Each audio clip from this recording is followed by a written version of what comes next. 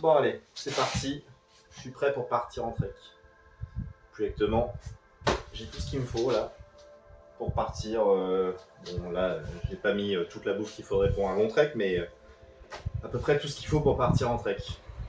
Seul truc que j'ai pas mis sur moi ni dans le sac. Première chose, chaussures. Moi je mets des chaussures de running. Il y en a qui mettent des grosses chaussures de rando. Moi je préfère les chaussures de running parce que quand il pleut, ça se mouille très très vite. Mais par contre, après, tu peux le sécher très très vite. Alors que des grosses chaussures de rando, ça marche pas trop. Et avec ça, je mets des chaussettes. Chaussettes en laine de mérinos. J'en ai 2 paires. Donc la deuxième est dans le sac. Pourquoi 2 ? Une pour la journée, une pour la nuit. La laine de mérinos, c'est super bien. Ça ne sent pas vraiment, pas du tout quasiment la transpiration, ou alors en tout cas ça prend quelques jours. L'avantage c'est que du coup ça permet quand même de parfois un petit peu le laver, et rien que le fait de juste le passer dans l'eau, ça c'est vraiment super bien. Ensuite, dans ce que je porte, pareil, un t-shirt aussi en laine de mérinos. Celui-là c'est le t-shirt de jour, c'est un Décathlon. Un pantalon qui a l'énorme avantage de pouvoir s'enlever en quelques secondes directement. Et ça en randonnée, c'est vraiment cool. Le matin, t'as chaud, tu mets ton pantalon, enfin t'as froid, tu mets ton pantalon, et quand tu commences à avoir chaud, hop là, ça y est, t'es en short. Et celui-là, t'as même pas besoin d'enlever les chaussures. J'en ai un autre prêté si besoin, mais par contre, t'es obligé d'enlever les chaussures pour pouvoir le mettre. Le sac à dos. Ça c'est un Osprey 65 litres Atmos LT 65 litres. En vrai, il est peut-être un peu trop gros au final pour ce que je m'en sers. Mais au moins, j'ai vraiment toujours la place pour tout ce que je veux. Devant, là, ici, souvent, toujours des conneries à mettre. Souvent des barres de céréales, une petite serviette pour se mettre sur le front. Enfin, là, tout de suite, elle est dans le sac, mais... ou alors un bœuf. Enfin, bref. Et... de l'autre côté, ah oui, et puis les lunettes de soleil aussi, souvent je les mets là. De l'autre côté, un paquet de mouchoirs, de la crème solaire. Bref, truc simple, mais que tu as envie d'avoir à portée de main tout le temps. Je vais l'enlever. Tac. Qu'est-ce qu'on voit en premier ? On voit ici un matelas de sol. Alors ça, c'est un matelas de sol un peu spécial. C'est un matelas accordéon en mousse. Chez Decat, ils en font aussi. En vrai, si c'était à refaire, j'aurais probablement acheté le modèle Decat qui est beaucoup moins cher. C'est vraiment trop bien. Je m'en sers pas vraiment pour dormir dessus. Exactement si, mais je mets un autre matelas en gonflable dessus. Mais l'avantage, c'est que si j'ai envie de faire une sieste de 2 secondes sur des rochers, n'importe où, paf, je le pose. Si j'ai besoin de manger, hop là, je le pose. Si le sol est mouillé et que j'ai envie de m'asseoir, je le pose.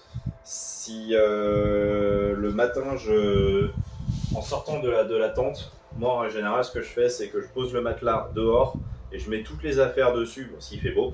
L'avantage, c'est que ça me permet de tranquillement démonter la tente, etc. Il y a tout mon matériel qui est bien sur le tapis.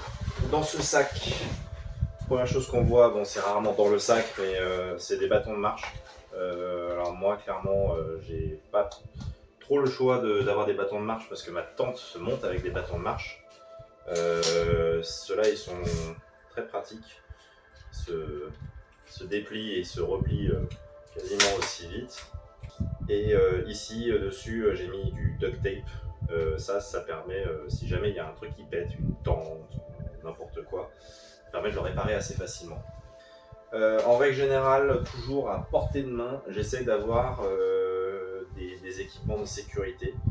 Là, par exemple, en règle générale, c'est une couverture de survie. Alors moi, c'est un peu spécial cette couverture de survie-là. C'est pas vraiment juste une couverture de survie, c'est aussi un genre de sac de couchage. Donc du coup, si t'as vraiment froid, tu peux te mettre dedans. Et l'avantage, c'est que tu peux aussi mettre le sac de couchage dedans. Lorsque je pars en rando normale, je pars plus avec une couverture de survie normale, mais sinon j'ai ça aussi. J'ai aussi une couverture de survie réutilisable que j'avais utilisée lors de mon dernier trek et que j'utilisais aussi parfois pour mettre dans le fond de la tente quand la tente était trempée. Donc à voir aussi, peut-être que je la prendrai. Peut-être que je prendrai la version non réutilisable, comme ça, pas de souci. À portée de main aussi, hop, important, du PQ. Bon là, il y en a vraiment beaucoup trop, mais dans l'idée, c'est ça. Toujours dans les choses facilement accessibles, j'ai ma casquette. Bon, c'est une casquette très légère, Décathlon. L'avantage, c'est qu'elle se dessert et elle se resserre très facilement. Et aussi de la même manière, ce petit truc là, ça peut se remettre dedans. Comme ça, je peux le clipser facilement, même à un endroit où c'est pas fait pour être clipsé. Donc bon, pratique. Toujours à portée de main, tac, l'équipement de pluie. Donc là, c'est une veste, si je dis pas de conneries, MH500, une veste de pluie. C'est vraiment juste veste de pluie, il n'y a pas de doublure. Parce que si jamais il fait chaud mais qu'il pleut, chose qui peut arriver, et ben je peux mettre juste la veste. Il y a des grosses ouvertures comme ça sous les bras, et ça, dans les montées, c'est vraiment très pratique. Autre équipement, là c'est peut-être un peu plus froid que pluie, voire aussi en cas de chaud. Cas de chaud par exemple, ça c'est un bœuf, je peux l'imbiber d'eau fraîche dans une rivière par exemple et le foutre sur la tête. Ou alors comme ça sur le cou. Franchement, ça fait grave du bien. C'est un Décathlon, celui-là aussi en laine de mérinos, que j'ai trouvé sur les chemins et que j'ai lavé et réutilisé du coup. Ça, j'étais parti sans la dernière fois pour ma grande rando du Tour du Kera. C'est un pantalon de pluie. En vrai, je suis pas sûr de le prendre. C'est vraiment utile si la météo annonce vraiment de la pluie, à la rigueur je le prendrai, mais sinon je le prendrai pas. J'avais eu une journée entière de pluie, neige, ça m'avait pas plus gêné que ça. Au final, vu que tu bouges, t'as pas spécialement trop froid non plus. Des tongs grandes et très légères. Ces tongs, je les ai achetés sur Shein. C'est vraiment un truc pourri, mais l'avantage c'est que je peux toujours mettre mes chaussettes dedans.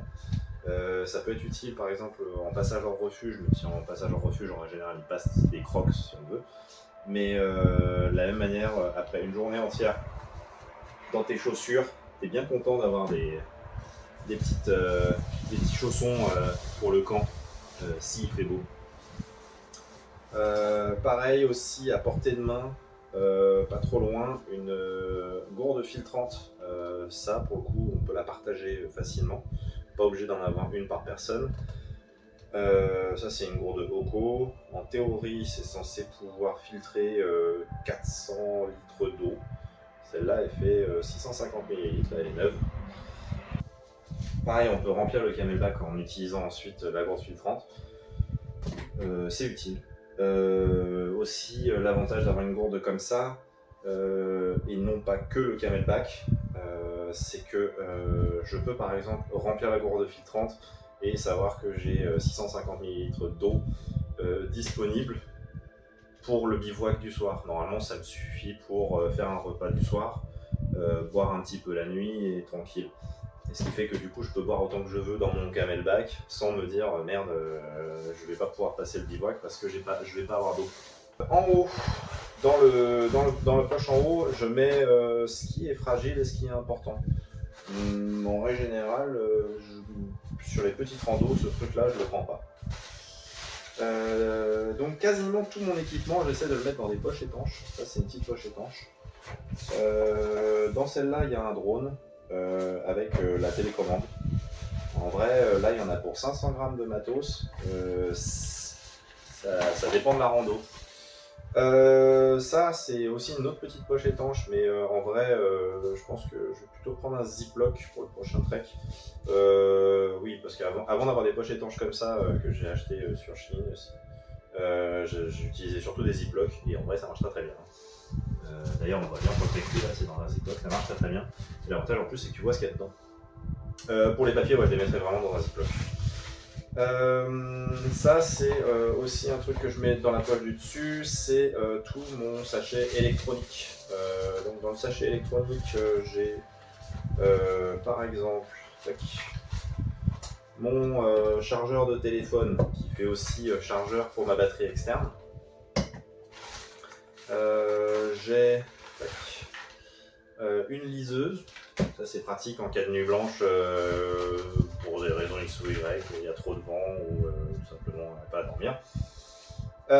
Une batterie externe, celle-là elle fait 26 000 mAh. Bon, maintenant peut-être un peu moins depuis le temps, mais en vrai très pratique. Une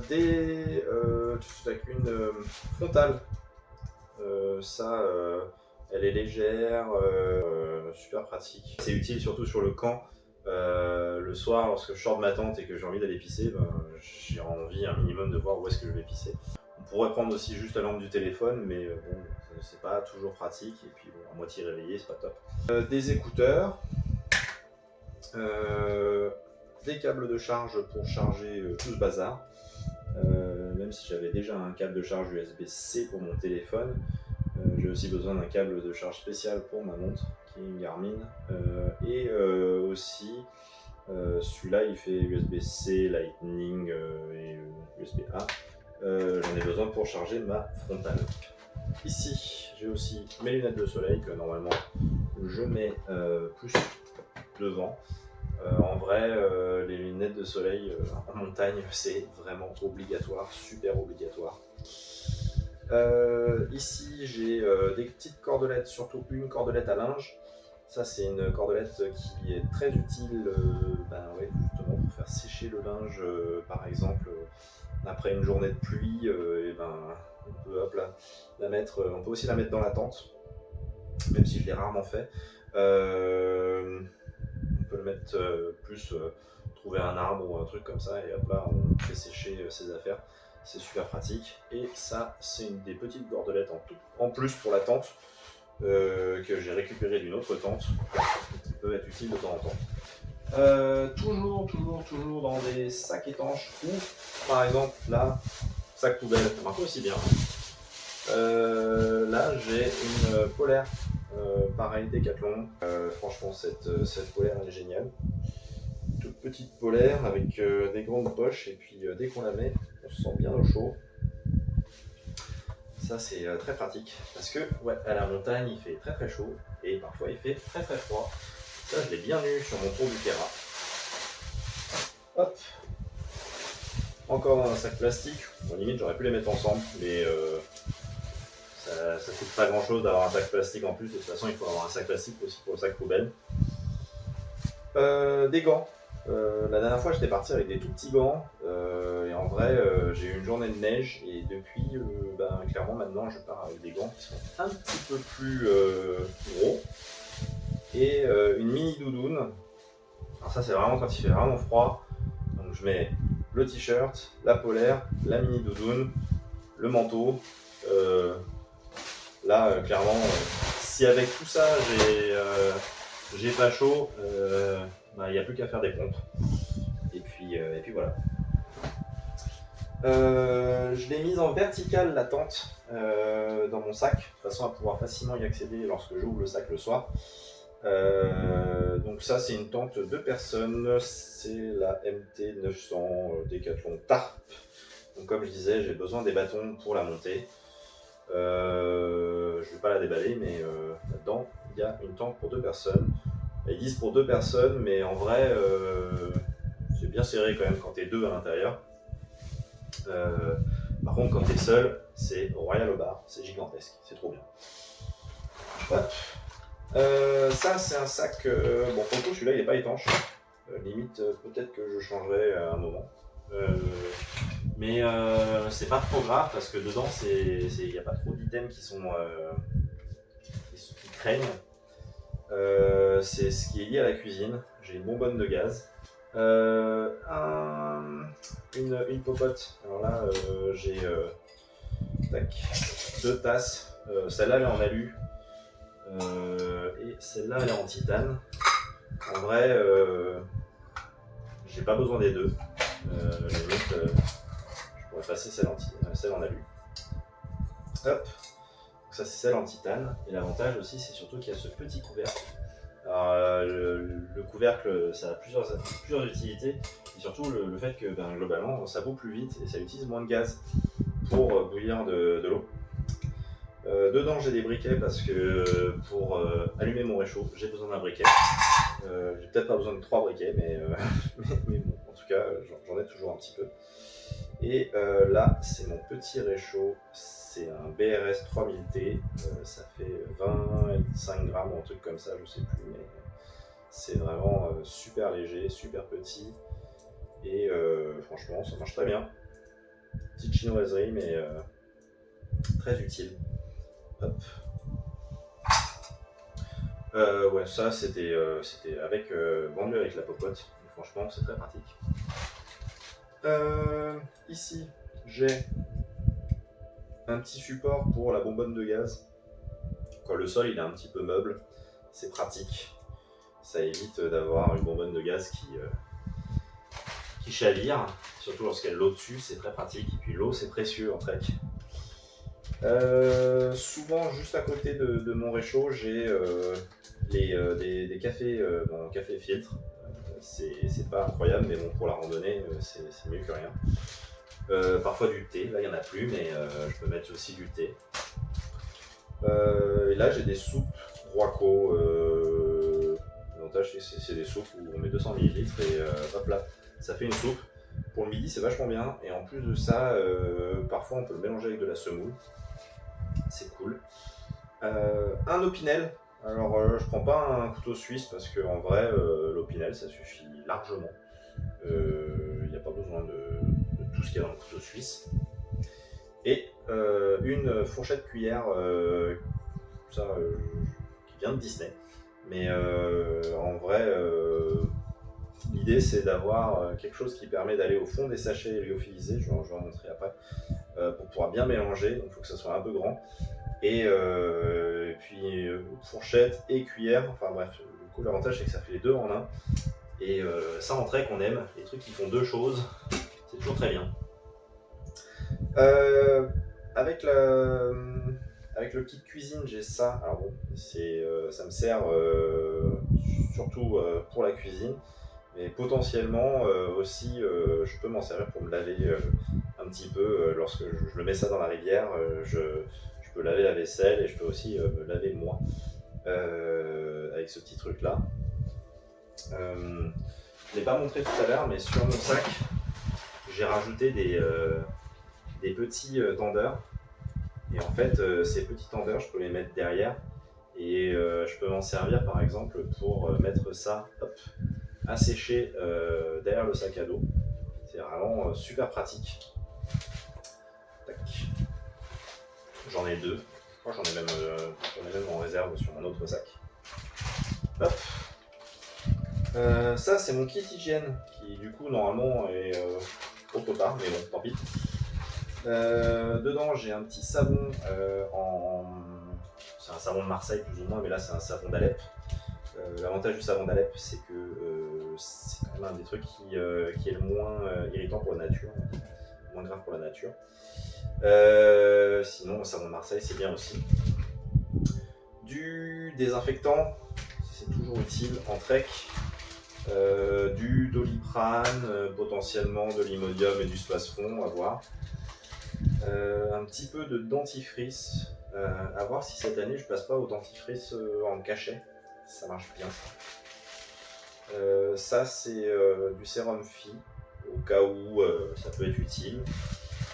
Et un tire-tic, celui-là l'avantage c'est qu'il fait petit tire-tic et grand tire-tic. L'avantage, enfin, en fonction de la taille de la tique, c'est bien d'avoir les deux tailles. Et tac, là c'est des boules caisses là-dedans, on dirait pas, il y a marqué vitamine C, mais en fait dedans c'est juste des boules caisses. Il y en a un peu plus, mais ouais. L'idée c'est que moi je suis pas un super bon dormeur s'il y a du bruit à côté, et ça c'est vraiment trop bien. Si jamais il y a beaucoup de vent, si jamais il y a quelqu'un qui ronfle ou peu importe. Et une brosse à dents. Jusque-là, tout ce qu'il y a de plus classique. Sauf que je prendrais peut-être pas le truc orange. Et l'idée, c'est vraiment de prendre la brosse à dents la plus petite possible et la moins lourde surtout.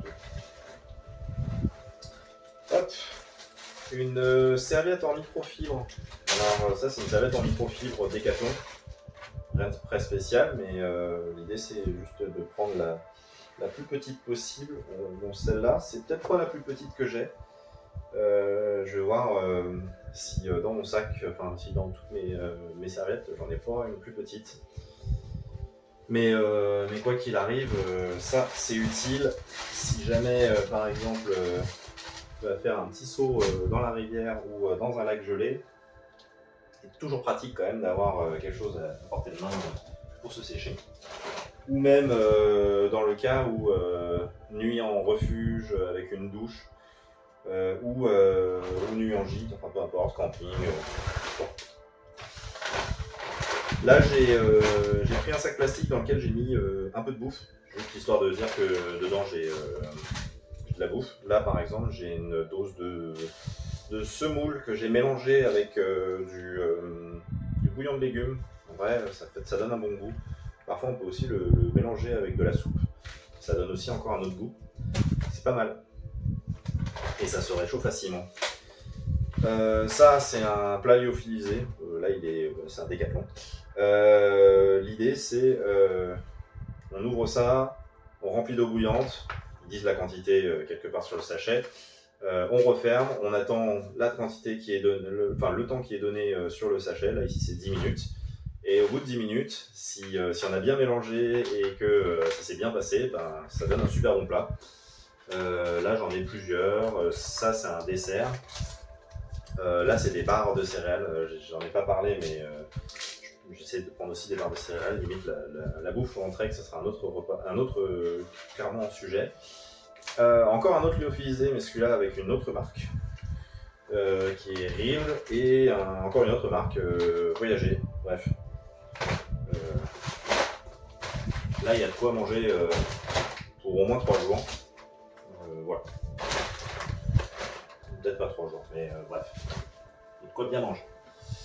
Hop, mon matelas gonflable, donc du coup que je mets par-dessus ce matelas-là.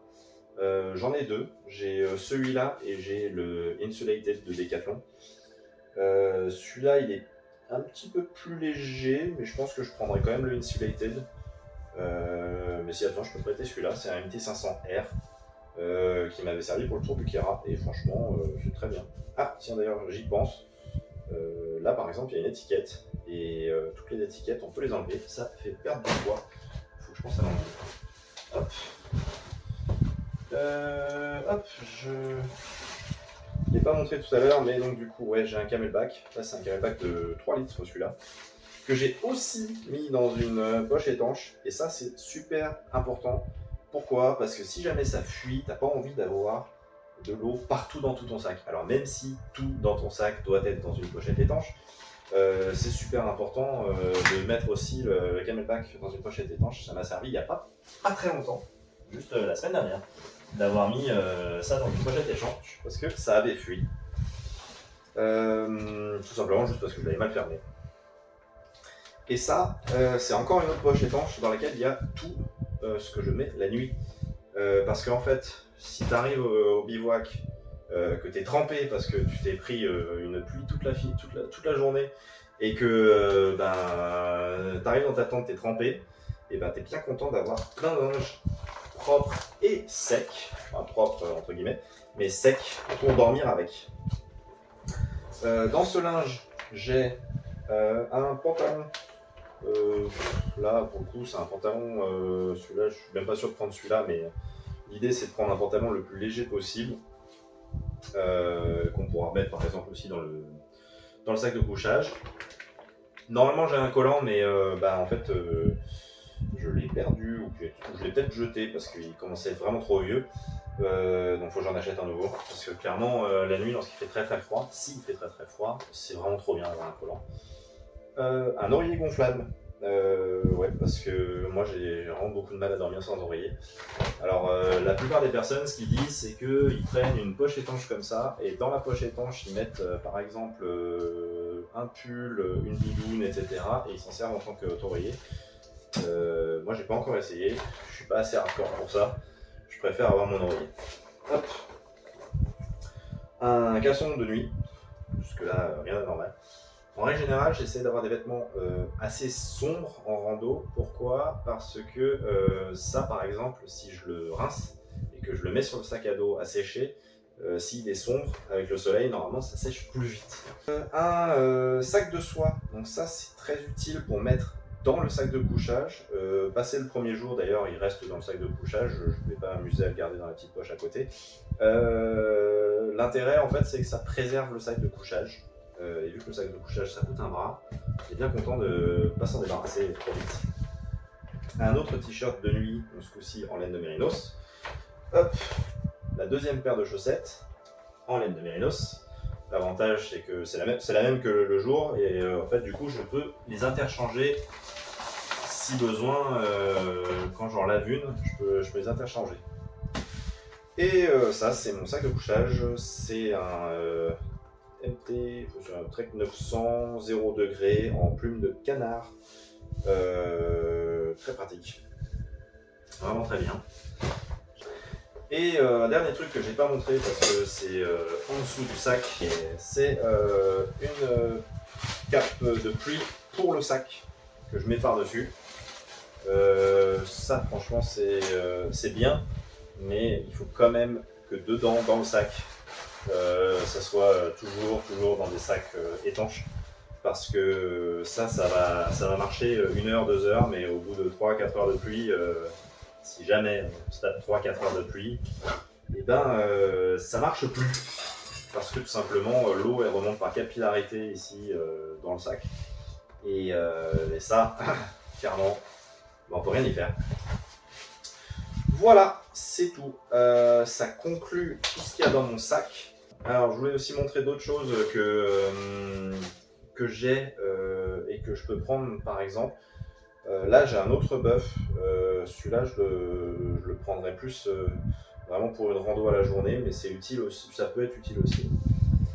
Ça, c'est l'autre matelas gonflable. Alors, du coup, je me disais, celui-là, il est plus gros. Il n'est pas beaucoup plus lourd. Il est 70 grammes plus lourd, mais un peu plus gros. Donc, à voir lequel je prends. Dans le cadre d'une rando à la journée, ou dans le cadre où je n'ai pas ce tapis bleu, je prendrai quand même ce petit truc là. Alors ça vaut rien du tout chez Decathlon, et juste pour pouvoir se poser les fesses le midi, c'est génial. Tac. Dans le cadre d'une rando où il fait vraiment chaud, soleil potentiellement, c'est plus intéressant de prendre un petit chapeau comme ça, qui protège bien du soleil, plutôt qu'une casquette. Donc ça c'est à voir toujours. J'ai un deuxième oreiller si jamais j'ai besoin de prêter. Et là du coup j'ai la couverture de survie non réutilisable, qui vaut pas grand chose, hein, je crois que c'est 1 ou 2 euros. Et une couverture de survie réutilisable. L'avantage de la réutilisable, c'est que du coup elle est plus facile à plier surtout. Et franchement, pour avoir essayé de plier ce truc là, il faut vraiment être très fort en origami. Alors que ça se fait bien. D'ailleurs, ça se voit parce que je l'ai utilisé plusieurs fois et elle n'est pas trop mal pliée. Voilà, c'est tout pour tout ce qu'il y a dans mon sac. Et pour conclure cette vidéo, voilà, je vous fais le cadeau de quelques petites images de mes derniers treks. Voilà, des bisous!